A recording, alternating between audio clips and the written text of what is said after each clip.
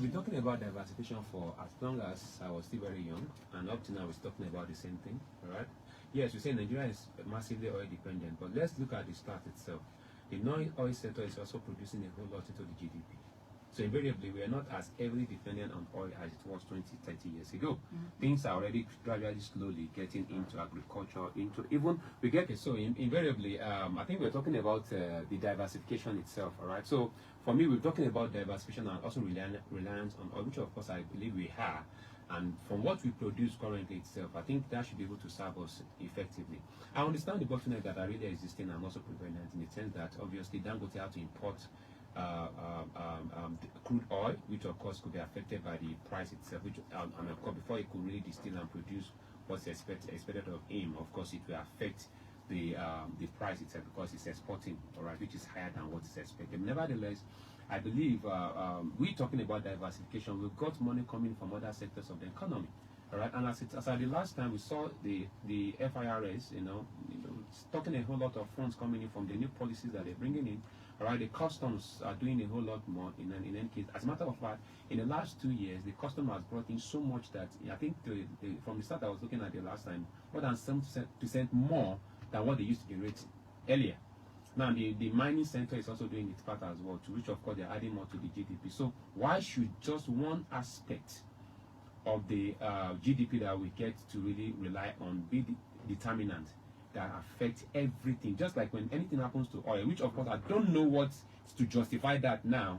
Everybody is just rounding up and down the whole thing and try to look out for solutions that are not really necessarily the issue. All right, look at countries that are not even oil producing countries.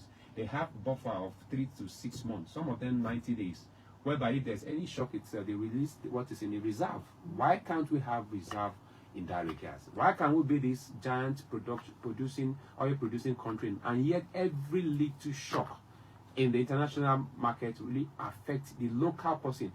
This doesn't make sense to a local man. All right, you say you have oil reserve in Nigeria, and every time you have international shock itself, it affects you. So what happened to your refinery? All right, what happened to our crude?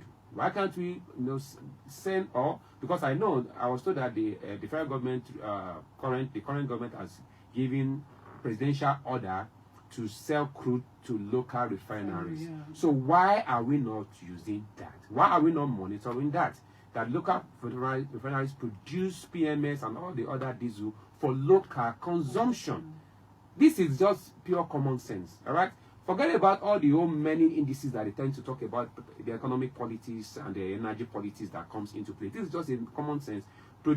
Get out the crude, all right, and let it be given to Dangote itself. Because why we can't Dangote still be buying imported crude? Why should they be? It's still having strain on our reserve. So I feel people just need to be sincere about and have that will to really implement policies that are really been churned out, and let us see to the letter that these things are implemented. Let's make our refinery works. Let the private refineries and the modular refineries that are available, let them supply them enough crude. Let them produce, if not for anything, but for local consumption. And with that said, that can settle a whole lot in this regard. And I don't think this is rocket science in that regard. Yeah.